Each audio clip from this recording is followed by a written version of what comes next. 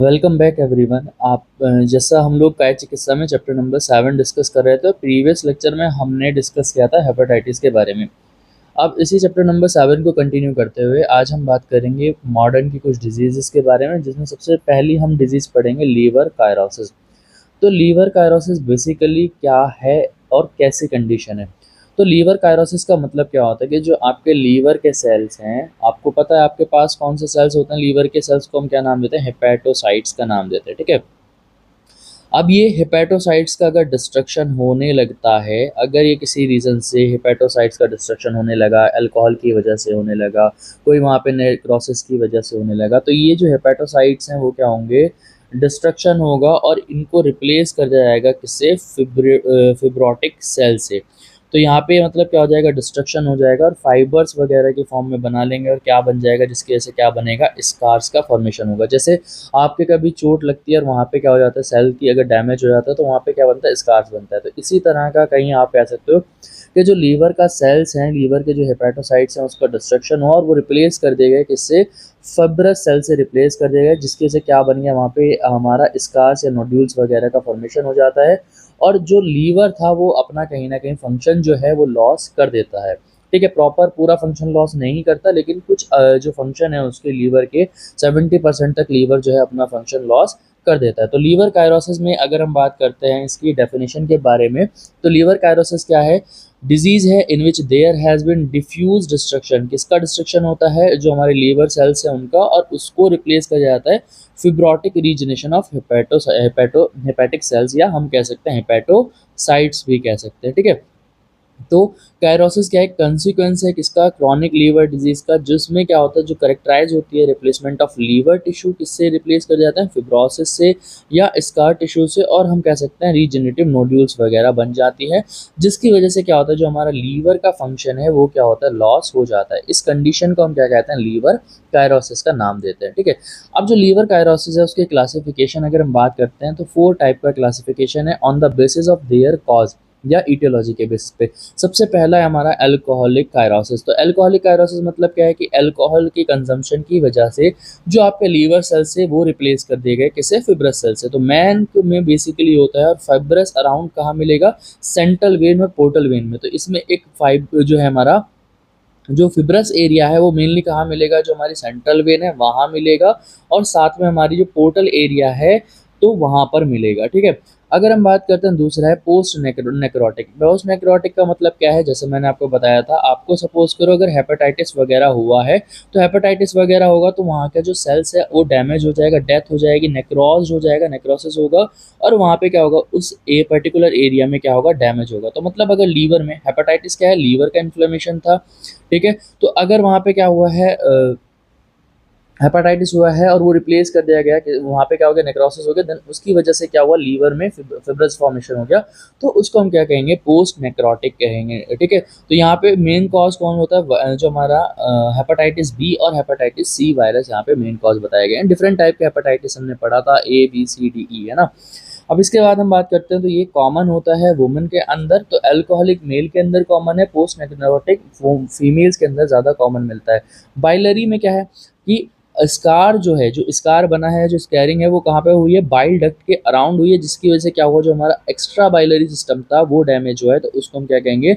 Biliary कायरोसिस का नाम देंगे। इसके बाद है कार्डियोजेनिक। कार्डियोजेनिक में क्या है बेसिकली कि कहीं ना कहीं कार्डियक इशू था, उसकी वजह से कहीं ना कहीं ब्लड सप्लाई प्रॉपर नहीं हुई, वहाँ पे नेक्रोसिस हो गया, उसकी वजह से स्कार फॉर्मेशन हुआ, उसको हम क्या कहेंगे? कार्डियोजेनिक कहेंगे। लेकिन कार्डियोजेनिक की अगर हम बात करते हैं तो काफ़ी ज़्यादा रेयर होता है, और अगर यहाँ पे कॉज रहेगा तो कॉज कौन रहेगा? हमारा एट्रियो वेंट्रिकुलर वॉल की डिजीज बेसिकली यहाँ पर कॉज रहती हैं, ठीक है। तो ये हमारा कार्डियोजेनिक होगा।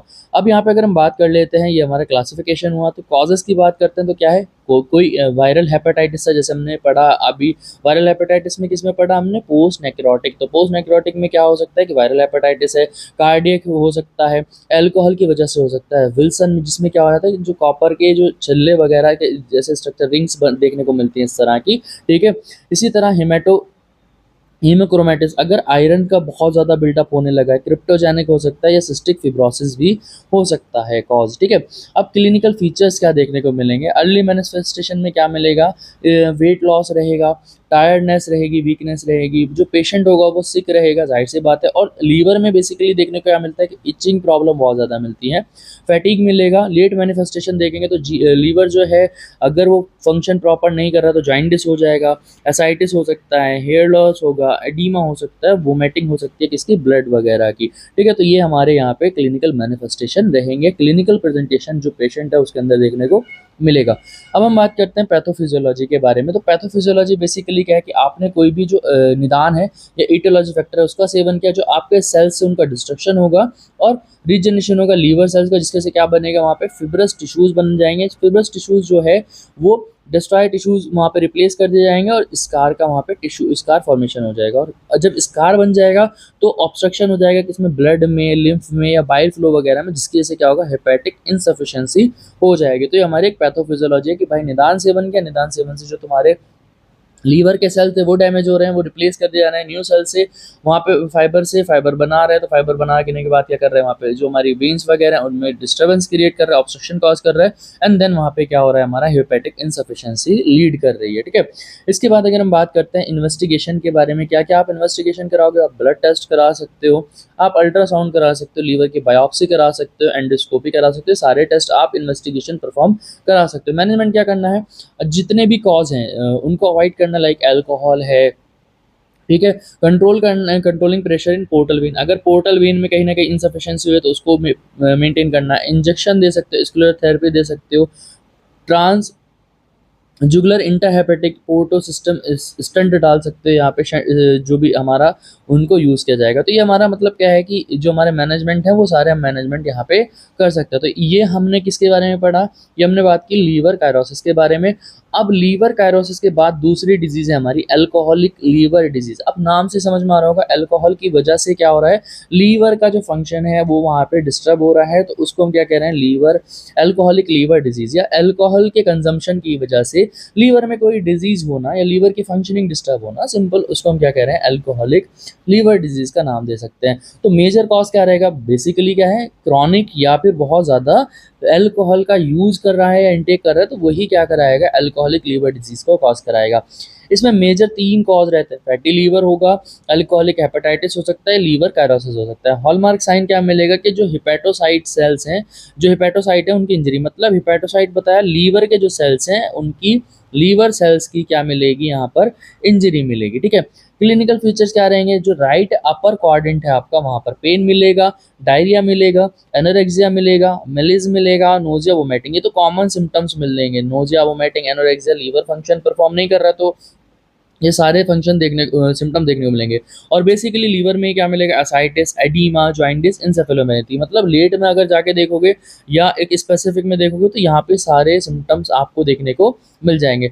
अब डायग्नोस कैसे करोगे, तो देखो कुछ डायग्नोस्टिक टूल्स हैं, मतलब कि आप फिजिकली डायग्नोस कर सकते हो, जैसे पाल्मर एरिदीमा, मतलब क्या होना, इस तरह के चकते जो हैं आपकी हथेली पर पड़ जाना, ये लाल लाल रेड रेड स्पॉट्स दिख रहे होंगे, तो इरिदीमा फॉर्मेशन हो जाना, कहाँ पे, पाम पे, तो आप समझ जाओ कि लीवर कहीं ना कहीं डैमेज हुआ है। स्पाइडर एंजियोमा, ठीक है, डी कर लेना, स्पाइडर एंजियोमास, तो इस तरह का, जैसे आपकी जो वेसल्स हैं वो इस तरह की स्पाइडर वेब की तरह फॉर्म बन कर लेती हैं, इसको हम क्या नाम देते हैं, स्पाइडर एंजियोमास। ठीक है, तो ये डिफरेंट डिफरेंट रीजन पे अलग अलग स्ट्रक्चर आपको देखने को मिलेंगे, जैसे मकड़ी का जाला बना हुआ वेन्स का। ठीक है, इसी तरह मसल्स वास्टिंग होगी, मसल्स लूज होना शुरू हो जाएगी, एडीमा होगा, एसाइटिस होगा, और टेस्टिकुलर एट्रोफी, मतलब जो टेस्टिकल का साइज है वो क्या हो जाएगा, धीरे धीरे कम होना शुरू हो जाएगा। अब ट्रीटमेंट क्या कराना है भाई, उसका मसल्स लॉस हो रहा है, मसल्स वास्टिंग हो रही है, तो क्या करना है, जो आपका न्यूट्रिएंट है उसको एडिकेट न्यूट्रिशन प्रोवाइड करना है, रेस्ट देना है, गैस्ट्रिक लवाज देना है, मैनेज करना है उसका हाइपोग्लाइसीमिया, ठीक है, उसकी जो शुगर लेवल है उसको मेंटेन करना है, ट्रंक्लाइजिंग ड्रग देनी है, और साइकोथेरेपी भी उसकी करानी है। तो ये हमारा यहाँ पे ट्रीटमेंट रहेगा किसमें, अल्कोहलिक लीवर डिजीज में। जितना आपको पढ़ा रहा हूँ इतना मोर देन सफिशिएंट है और इतना ही आपको पढ़ना है। ठीक है, अब हम बात करेंगे, वो तो अल्कोहलिक लीवर के बारे में हो गया, लीवर डिजीज। अब हम बात करेंगे non alcoholic fatty liver disease, मतलब अल्कोहल नहीं कंजम्पशन हो रहा है यहाँ पे, किसकी वजह से हो रही है, नॉन अल्कोहलिक फैटी लीवर, मतलब कहीं ना कहीं जो है, जो हमारा लीवर है उसके ऊपर क्या होना शुरू हो गया, फैट डिपोजिशन होना शुरू हो गया। तो यहाँ पे समझ में आ रहा होगा नाम से कि लीवर जो है फैट डिपोजिशन होना शुरू हुआ, तो लीवर कैसा हो गया, फैटी लीवर हो गया। तो या तो हम कह सकते हैं फैटी लीवर डिजीज कह सकते हैं, या non alcoholic fatty liver disease कर सकते हैं, ठीक है। तो मोस्ट कॉमन किसमें कॉमन लीवर डिजीज है, मेजरली अगर आप देखो तो कहीं ना कहीं फैटी लीवर सभी में मिलेगा, ठीक है। एक्सेसिव किस वजह से होगा, जो एक्सेसिव एक्यूमुलेशन है of fat more than 5% of liver weight, जो आपका लीवर का वेट है उससे 5% ज़्यादा अगर फैट डिपोजिशन हो रहा है तो हम क्या कहेंगे कि उस पेशेंट को क्या है, फैटी लीवर डिजीज है। तो non alcoholic fatty liver disease. Most people will only ever develop the first stage, ज़्यादातर सब में फर्स्ट स्टेज में सब में मिलेगा, लेकिन पता भी नहीं चलेगा, ठीक है, उसका पता भी नहीं चलेगा। तो ये हमारी कॉमन एक फैटी लीवर डिजीज है, जिसमें क्या है कि फैटी लीवर डिजीज कब क्या होगी, अगर लीवर के वेट से 5% ज़्यादा फैट तुम्हें एक्यूमुलेट हुआ दिख रहा है तो उसको तुम क्या नाम दोगे, non alcoholic fatty liver, NAFLD का नाम दोगे। अब इस non alcoholic fatty liver disease में कुछ स्टेजेस आती हैं। सबसे पहली स्टेजेस देखो क्या है कि अभी तुम्हारा लीवर पे फैट बिल्ड होना शुरू हुआ है, मतलब अभी लीवर को कोई नुकसान इतना ज़्यादा हुआ नहीं है, अभी केवल क्या हुआ है, फैट बिल्ड होना शुरू हो रहा है। तो सबसे पहला है सिंपल फैटी लीवर, या इसको कह सकते हो स्टेजेस भी कह सकते हो, इसको क्लासीफाई भी कर सकते हो, टाइप भी कह सकते हो, क्लासिफिकेशन भी कह सकते हो कि भाई ये इस टाइप का है। तो अगर मैं कह रहा हूँ तुम्हें सिंपल फैटी लीवर है या स्टियोसिस इंस्टीट्यूटाइटोसिस हुआ है, तो मतलब क्या है, harmless buildup of fat in liver, क्या है, जैसे हम कह सकते हैं ग्रेड 1 में है, ठीक है। तो ग्रेड 1 में है तो अभी क्या है कि हार्मलेस है, फैट डिपोजिशन होना शुरू हो गया। इसके बाद क्या है, दूसरा आएगा NaSH, नॉन एल्कोहलिक स्टेटोहेपेटाइटिस, ठीक है, मोर सीवियर हो जाएगी फॉर्म अगर हम बात करते हैं, जहाँ पे लीवर जो है मोर इन्फ्लेम्ड होना शुरू हो जाएगा, मतलब फैट डिपोजिशन हो गया। अब फैट डिपोजिशन होने के बाद क्या हो रहा है, लीवर जो है वो इन्फ्लेम्ड करना शुरू कर रहे हैं। अब जब लीवर इन्फ्लेम्ड अगर परसिस्टेंट रहेगा तो वहाँ पे जो सेल्स हैं वो डैमेज होंगे और फिब्रस वहाँ पे फॉर्मेशन होगा। तो यहाँ पे क्या होगा, अब स्टेज आ जाएगी फिब्रोसिस। तो परसिस्टेंट इन्फ्लामेशन, अगर कंटिन्यूसली लीवर पे इन्फ्लामेशन रहा तो वहाँ पे क्या हो जाएंगे, स्कार टिश्यू बन जाएंगे लीवर के अराउंड, और जिसकी वजह से क्या होगा, ब्लड वेसल्स भी कहीं ना कहीं हैम्पर होगी, ठीक है। इसके बाद क्या होगा, जब मैंने बताया अभी हमने कायरोसिस पढ़ा था कि अगर आपके हेपेटोसाइट्स जो हैं या लीवर के जो सेल्स हैं उनका डिस्ट्रक्शन हो जाए और वो कहाँ पे क्या हो जाए, फिब्रस में बदल जाए, ठीक है, और वहाँ पे स्कार फॉर्मेशन कर लें, तो उसको हम क्या कह रहे थे कि लीवर कायरोसिस। तो ये फाइनली किस में पहुंच जाएगा, लीवर कायरोसिस की कंडीशन में पहुंच सकता है। तो ये लीवर कायरोसिस क्या होगी, ये होगी सीवियर स्टेज। जब क्या होगा, बहुत ज़्यादा, अगर आफ्टर ईयर ऑफ इन्फ्लामेशन तुमने ध्यान ही नहीं दिया, तुमने डिजीज को ऐसे ही रहने दिया, तो वहाँ पे क्या हुआ, जब बहुत लंबे समय तक हो गया, क्रॉनिक डिजीज हो चुकी है, तो वहाँ पे क्या होगा, इन्फ्लामेशन अगर लंबे समय तक रहा तो लीवर क्या हो जाएगा, श्रिंक होना शुरू हो जाएगा, और लीवर कैसा हो जाएगा, स्कार्ड हो जाएगा, लंप मतलब गांठे सी उसके अंदर फॉर्मेशन हो जाएगा, मतलब कि लीवर क्या है, अब कायरोसिस की स्टेज में पहुंच चुका है। तो ये हमारी स्टेजेस हैं किसकी, NAFLD की, यानी कि non alcoholic fatty liver disease की। आई होप ये स्टेजेस आपको क्लियर हुई होंगी, ठीक है। अब हम बात करते हैं सिम्टम्स के बारे में। तो सिम्टम्स क्या मिलेंगे, फैटीगनेस तो जरूर देखने को मिलेगा, पेन मिलेगा, डिस्कम्फर्ट मिलेगा, कहाँ पे, अपर राइट बेली एरिया, जो आपका एब्डोमेन है, अपर राइट क्वाड्रेंट है वहाँ पे, और फीलिंग वेल, जाहिर सी बात है भाई उसको ठीक है, उसका लीवर पे फैट डिपोजिशन हो रहा है, लीवर वर्क नहीं कर रहा, तो अच्छा तो उसे बिल्कुल भी नहीं लगेगा जो भी हमारा पेशेंट होगा, ठीक है। इसके साथ ट्रीटमेंट क्या करोगे, ट्रीटमेंट है कि आप पहले तो उसको वेट लॉस कराओ, उसका फैट जो है उसको डिपोजिट होने मत दो। तो वेट लॉस सबसे पहले कराना है, उसको मील ऐसा देना है जिसमें प्रोटीन ज़्यादा हो, होल ग्रेन्स देने हैं, फ्रूट्स देने हैं, वेजिटेबल देना है, उसकी जो फैट वगैरह, लिपिड वगैरह है कंजम्पशन, कोलेस्ट्रॉल वगैरह, उसको कम करना है। लिमिट और अवॉइड अल्कोहल इंटेक करना है। लीवर ट्रांसप्लांट भी हो सकता है अगर लीवर कायरोसिस की कंडीशन में पहुंचा है। तो ये हमारा किसके बारे में हमने पढ़ा, NAFLD के बारे में हमने बात की। अब नेक्स्ट हमारी डिजीज है नॉन एल्कोहलिक स्टेटोहेपेटाइटिस। तो स्टेटोहेपेटाइटिस मतलब क्या है कि इन्फ्लामेशन होना। नॉन हेपेटाइटिस ये बहुत ज़्यादा डेंजरसली प्रोग्रेसिव फॉर्म है किसकी, non alcoholic fatty liver, non alcoholic fatty liver disease की ही एक डेंजरस प्रोग्रेसिव डिजीज है, जिसमें जो आपका लीवर है वो क्या हो चुका है, इन्फ्लेम्ड हो चुका है। तो जैसे मैंने अभी बताया था ना, यहाँ पे स्टेजेस हमने बताई, यहाँ पे बात की हमने स्टेजेस की, simple liver, simple fatty stage है, या हम स्टेटोटाइटिस कह सकते हैं। अब वो अगर तुमने उसको ट्रीट नहीं किया नॉन एल्कोहलिक स्टेटोहेपेटाइटिस को, तो वो किस में बदल जाएगी, वो बदल जाएगी तुम्हारी किसके अंदर, नॉन एल्कोहलिक स्टेटोहेपेटाइटिस। ये मतलब ये वाली जो स्टेज थी ना सिंपल में, तो ये वाली स्टेज नेक्स्ट स्टेज है। तो यही डिजीज को अलग से यहाँ पे मेंशन कर दिया गया। तो नॉन अल्कोहलिक स्टेटोहेपेटाइटिस डिजीज क्या है, एक डेंजरस प्रोग्रेसिव डिजीज है जो किससे है, NAFLD, जो सिंपल NAFLD है, simple non alcoholic fatty liver disease है। अगर उसको ट्रीट ना किया जाए या तो वो क्या कर सकते हैं, धीरे धीरे प्रोग्रेस कर सकते हैं, जिसकी वजह से क्या हो सकता है, जो पेशेंट है उसमें लीवर का इन्फ्लेमेशन मिल सकता है या फिर लीवर का डैमेज मिल सकता है।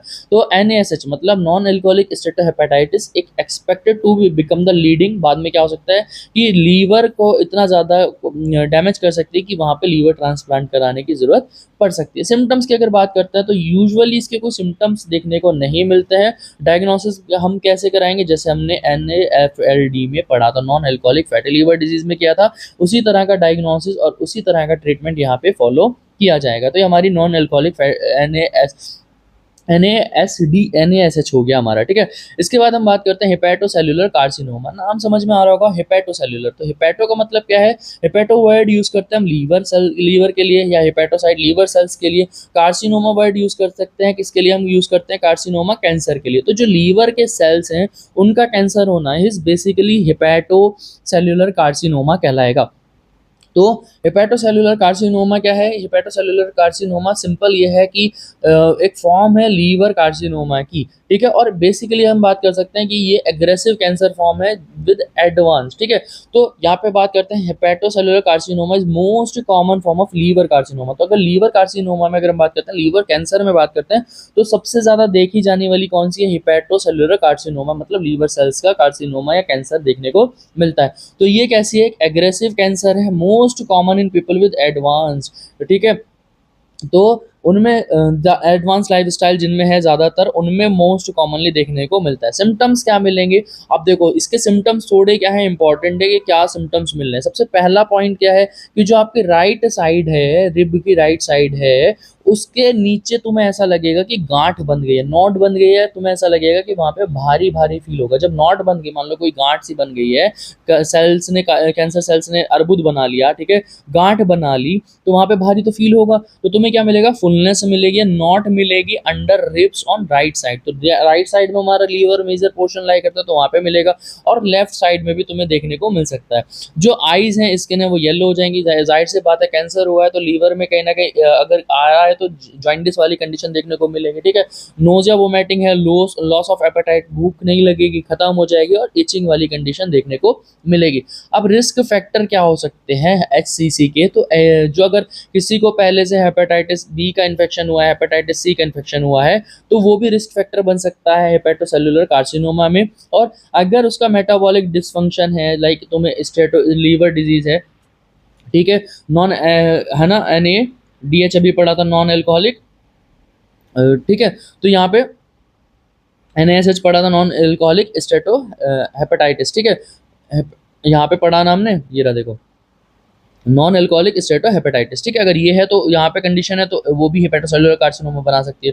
अगर अल्कोहल का यूज बहुत ज़्यादा कर रहा है तो वो भी क्या कर सकता है, लीवर कार्सिनोमा या लीवर सेल कार्सिनोमा या लीवर सेल के कैंसर का फॉर्मेशन करा सकता है। डायग्नोसिस क्या कराएंगे, ब्लड टेस्ट करा सकते हैं हम, उसकी इमेजिंग में क्या करा सकते हैं, CT स्कैन करा सकते हैं, USG करा सकते हैं, लीवर बायोप्सी करा सकते हैं, ठीक है। ट्रीटमेंट क्या रहेगा, बेसिकली सर्जरी का रहेगा, या फिर रेडिएशन थेरेपी रहेगा, इम्यूनाइजेशन थेरेपी रहेगा, टारगेट थेरेपी हम यहाँ पे दे सकते हैं। तो ये जो हमारा यहाँ पे आज हमने काय चिकित्सा में चैप्टर 7 का point A and point B हमने कवर किया है, जिसमें हमने पॉइंट A के सारे डिजीज हमने डिस्कस किया और पॉइंट B के सारे डिजीज हमने डिस्कस कर लिया विद मॉडर्न के पर्सपेक्टिव से। अब हम नेक्स्ट लेक्चर में हम बात करेंगे, इसी चैप्टर को कंटिन्यू रखेंगे। नेक्स्ट लेक्चर में हम बात करेंगे चैप्टर 7 का ही point C and point D। I hope ये आपको बहुत अच्छे से समझ में आया होगा। मिलता है नेक्स्ट वीडियो में, तब तक के लिए गुड बाय।